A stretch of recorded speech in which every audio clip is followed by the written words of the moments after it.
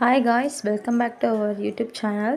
இப்போ தான் நம்ம சேனலுக்கு ஃபர்ஸ்ட் டைம் வரீங்கன்னா மறக்காமல் சப்ஸ்கிரைப் பண்ணிக்கோங்க. வாங்க வீடியோக்குள்ளே போகலாம். இந்த வீடியோவில் நம்ம எதை பற்றி பார்க்க போகிறோன்னா 16th டே ஃபங்க்ஷன் அன்றைக்கி ஈவினிங் பேச்சாய்க்கு நம்ம சாமி கும்பிடுவோம். ஆனால் என்னோடய பேபியோட 16th டே ஃபங்க்ஷன் ஈவினிங் அன்றைக்கி கும்பிட முடியல. அதனால் 29th டே அன்றைக்கி ஈவினிங் சாமி கும்பிட்டோம். பேச்சாய்க்கு நான்வெஜ் சமைச்சு அதை பற்றி தான் இந்த வீடியோவில் பார்க்க போகிறோம். என்னென்ன பண்ணியிருந்தோம் அப்படிங்கிறது தான் இந்த வீடியோவில் பார்க்குறீங்க. ஃபர்ஸ்ட்டு பார்த்திங்கன்னா எல்லா டைப்பான நான்வெஜ்ஜும் வச்சுருந்தோம். பார்த்திங்கன்னா மீன், கருவாடு, நாட்டுக்கோழி, அப்புறம் மட்டன் வச்சுருந்தோம், முட்டை, அப்புறம் இனிப்பில் செஞ்ச களி, அப்புறம் பார்த்திங்கன்னா கீரை, அப்புறம் கொழுக்கட்டை, அப்புறம் அரிசி மாவில் இந்த 5 முக விளக்குலாம் பண்ணியிருந்தோம். இந்த சைடில் இருக்க 4மே அரிசி மாவில் பண்ண விளக்கு தான்.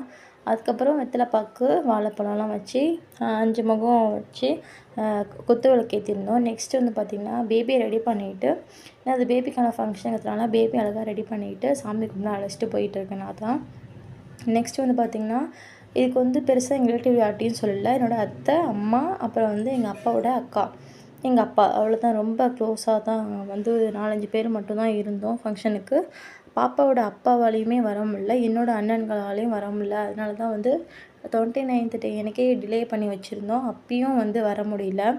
அதனால தான் கொஞ்சம் டிலே பண்ணி இந்த ஃபங்க்ஷன் நாங்கள் கொண்டாடினோம். நெக்ஸ்ட்டு பார்த்திங்கன்னா சாமி கும்பிட்றதுக்காண்டி எல்லாமே ரெடி பண்ணிகிட்ருக்காங்க. எங்கள் அப்பா கூட பிறந்தவங்க தான் இவங்க அத்தை.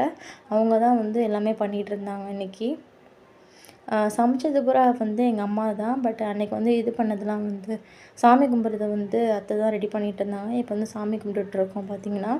நெக்ஸ்ட்டு முறத்தில் ஒரு டவல் போட்டு வச்சுருக்கோம். பாப்பா சாமி கும்பிட்டதுக்கப்புறம் அதில் தான் போடணுமா. அதனால் பாப்பாவுக்கு ரெடி பண்ணி வச்சுருந்தோம்.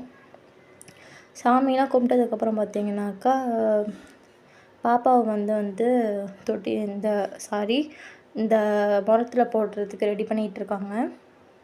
இங்கே என்ன டிஸ்கஷன் பார்த்தீங்கன்னாக்கா, யார் போடுறது பாப்பாவை அப்படின்னு தான் டிஸ்கஷன் போயிட்டுருக்கு. நான் போட்டேன்னு சொன்னேன், அத்தை போடுறேன்னு சொன்னாங்க, அம்மா போடுறேன்னு சொன்னாங்க. அப்புறம் கடைசியில் பார்த்தா எங்கள் அத்தை தான் ஃபஸ்ட்டு முறத்தில் போட்டாங்க. போட்டு பார்த்திங்கனாக்கா சாமி கும்பிட்டு பாப்பாவுக்கு துண்ணூறுலாம் பூசி விட்டாங்க. இந்த பேச்சாய்க்கு ஏன் கும்பிட்றோன்னாக்கா, பேபி பிறந்த பேபியை பயப்படாமல் இருக்கணும், கனவுல எதுவும் கெட்டது வரக்கூடாது, பிள்ளை பயப்படக்கூடாது அப்படிங்கிறதுக்காண்டி தான் கும்பிட்றது பேச்சாய்க்கு. உங்கள் ஊர் சைடு இந்த மாதிரி பண்ணுவீங்களா? இந்த மாதிரி சாமிக்கு நான்வெஜ் வச்சு சாமி கும்பிடுவீங்களா? இந்த சடங்கு இருக்கா அப்படிங்கிறத மறக்காமல் கமெண்ட் பண்ணுங்கள். இல்லை வேறு என்ன மாதிரிலாம் பேபிஸ்க்கு நீங்கள் பண்ணுவீங்க அப்படிங்கிறதும் மறக்காமல் கமெண்ட் பண்ணுங்கள். இந்த மாதிரி பண்ணும்போது பார்த்திங்கனாக்கா பேபிலாம் சிரிப்பாங்க, இல்லை அழுவாங்க, ஏதாவது பண்ணுவாங்கன்னு சொல்லிட்டு இருந்தாங்க. பட் என்னோடய பேபி பார்த்திங்கனாக்கா செம்ம டயர்டில் நல்லா தூங்கிட்டு இருந்தா. என்ன பண்ணியும் எழுந்திரிக்கவே இல்லை. அதுக்காண்டி எங்கள் அத்தை பாப்பா காலில் அடித்தாங்க. அப்போயாவது எந்திரிப்பான்னு சொல்லி பார்க்க, பட் அவள் என்ன பண்ணியும் எந்திரிக்கவே இல்லை. அவள் நல்லா செம்ம டயர்ட் மாதிரி நல்லா தூக்கிட்டே இருந்தா. என்ன பண்ணியும் அவள் எந்திரிக்கவே இல்லை. நாங்களாம் சிரிச்சு ஃபன் பண்ணிகிட்டு இருந்தோம். அன்றைக்கி நல்லாவே போச்சு. பட் பேபி இந்த மாதிரி பண்ணும்போது எனக்கு கொஞ்சம் கஷ்டமாக தான் இருந்துச்சு. பட் அப்படி தான் இந்த மாதிரி சாமி கும்பிடும்போது பிள்ளை முழிச்சு தான் இருக்கணும்னு சொல்லியிருந்தாங்க. பட் அவள் முழிக்கவே இல்லை, நல்லா தூங்கிட்டு இருந்தா. உங்கள் பேபிஸும் இப்படி தானே? மறக்காமல் கமெண்ட் பண்ணுங்கள். எவ்வளோ எழுப்பினாலும் எழுப்பாமல் நல்லா தூங்குற அளவுக்கு தூங்குவாங்களா அப்படின்ட்டு. நாங்கள் எவ்வளவோ ட்ரை பண்ணோம், பட் அவள் எந்திரிக்கவே இல்லை. சரி ஓகேன்னு விட்டாச்சு. நெக்ஸ்ட்டு சாமி கும்பிட்டதுக்கப்புறம் நாங்களாம் சாமி கும்பிட்டோம். சாமி கும்பிட்டு முடிச்சதுக்கப்புறம் பார்த்திங்கன்னா சாமி கும்பிட்டதுக்கப்புறம் பார்த்திங்கனாக்கா, நான் பாப்பாவை கொஞ்ச நேரம் தூக்கி வச்சு உட்காந்துருந்தேன் அந்த படையல் பக்கத்தில். ஏன் அப்படி உட்கார சொன்னாங்கன்னு எனக்கு தெரியல. உங்களுக்கு தெரிஞ்சுதான் மறக்காமல் கமெண்ட் பண்ணுங்கள். அதே மாதிரி பார்த்திங்கனாக்கா, நம்ம நார்மலாக ஏதாவது சாமி கும்பிட்டோன்னா, படையல் போட்டோன்னா பூஜை ரூம் கிட்ட தான் நம்ம போடுவோம். பட் பேச்சியம்மன் கும்பிடும்போது பூஜை ரூம் பக்கத்தில் போடல, தள்ளி போட்டிருந்தாங்க.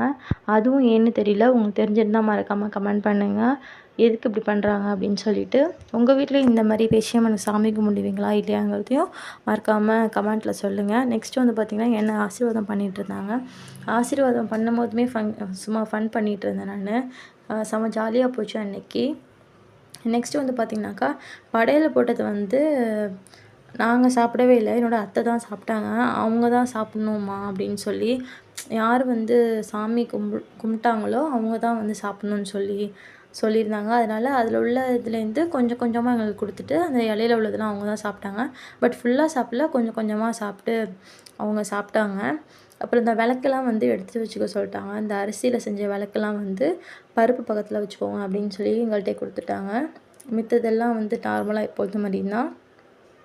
நெக்ஸ்ட்டு வந்து பார்த்திங்கன்னா ஒரு வழியாக பாப்பா கடைசியில் வந்து முழிச்சாள். பசியா இல்லை சவுண்டு போட்டதுனால எழுந்திரிச்சாலான்னு தெரியல. ஒரு வழியாக பாப்பா வந்து கடைசியில் அழுதுட்டா.